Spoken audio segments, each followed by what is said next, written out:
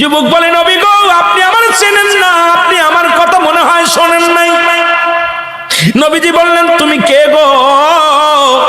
যুবক বলি, ইয়া রাসূলুল্লাহ, ইয়া হাবিবাল্লাহ, আপনি কি জানেন না মক্কা মদিনার জমিনে, মক্কা মদিনার জমিনে যত কবর দেয়া হয়, এই কবর থেকে লাশ কাপনের কাপড় চুরি হয়ে যায়।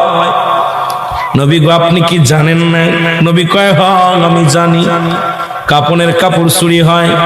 এর চাইতে কষ্ট থাকতে পারে? নবী চোখের পানি ছেড়ে বলল, যুবক রে, মানুষ যাবার পরে 3 টুকরা কাপড় মাত্র সঙ্গী।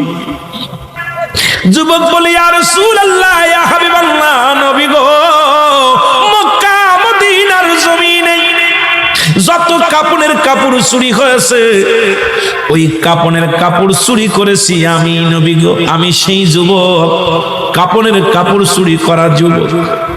আল্লাহু আকবার। আল্লাহর নবী ডাকতে বলে, যুবক রে, ও যুবক, শুনে নাও, তুমি কেমনে কাজটা করলা? তুমি মানুষের কাপনের কাপড় চুরি করলা। এ যুবক, দুনিয়ার মধ্যে কি আর কোনো কাজ পাও নাই? যুবক বলে, ইয়া রাসূলুল্লাহ, ইয়া হাবিবাল্লাহ, নবী গো, ও মায়ার নবী, আমি ভুল করেছি, আমারে আপনি তওবা করে দিন, আল্লাহ যেন আমারে মাফ করে দেয়।